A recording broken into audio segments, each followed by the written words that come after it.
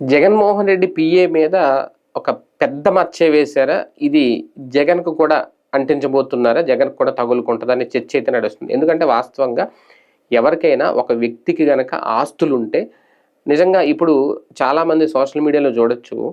యూట్యూబ్‌లో చూస్తా ఉంటే షార్ట్స్‌లో వస్తది. మీ ఆధార్ కార్డ్ నంబర్ ఎంటర్ చేస్తే మా యాప్‌లో ఈ ఆధార్ కార్డ్ పేరు మీద ఏ ఆస్తులున్నాయి మొత్తం అన్ని డీటెయిల్స్ వచ్చేస్తాయి అనేది.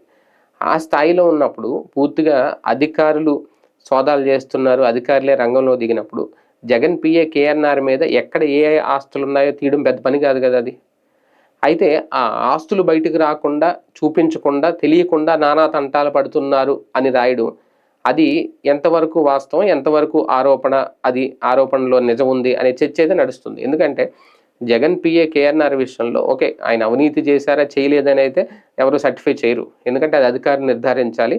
ఇందులో ఎంతవరకు రాజకీయం ఉంది అంటే లేదని కూడా చెప్పను. ఖచ్చితంగా కొంతవరకు ప్రత్యేక రాజకీయం ఉండే ఉంటది. ఎందుకంటే అప్పట్లో చంద్రబాబు పిఏని మీద కేసులు పెట్టారు కాబట్టి, అప్పుడు ఇన్‌కమ్ టాక్స్ అధికారులు సోదాలు చేశారు కాబట్టి, ఖచ్చితంగా ఇప్పుడు అదే ప్రతీకారంతో ఈయన మీద పడ్డారు అనేది కొంతవరకు రాజకీయం ఉంటది అందులో. అందులో అది నమ్మకపోవడం అంటే ఇంకా అది అవివేకం అవుతుంది. కానీ ఇక్కడ ఇందులో కీలకంగా కేఎన్ఆర్‌కి ఎక్కువ బినామీలున్నారు.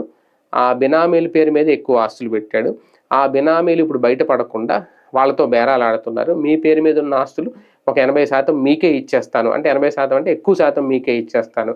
మీరు బయట పెట్టొద్దు. నా పేరు చెప్పొద్దు. అంటే ఇవి తంటాలు పడ్డమాట.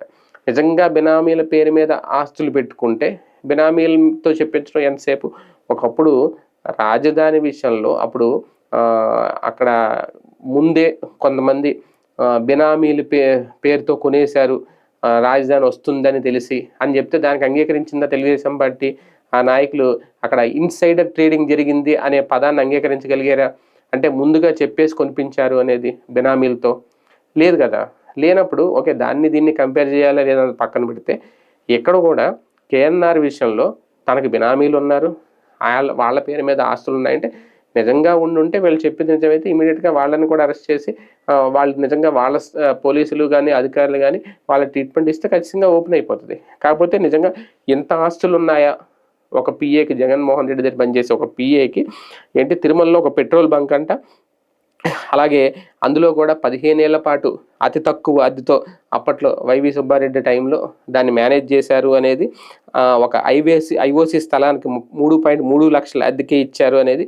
అంతేకాదు ఈయన పేరుతో ఈయన బినామీకి ఒక హుండాయ్ షోరూమ్ కూడా ఉంది విజయవాడలో అనేది. ఇంకా చాలా ఆస్తులు అక్కడ తిరుపతిలో పొలాలున్నాయి, ఫ్లాట్లున్నాయి. అలాగే ఇక్కడ హైదరాబాద్‌లో ఫ్లాట్లున్నాయి. ఇవన్నీ కూడా. కాబట్టి ఇవన్నీ బినామీల పేరు మీదే ఉన్నాయి అనేది.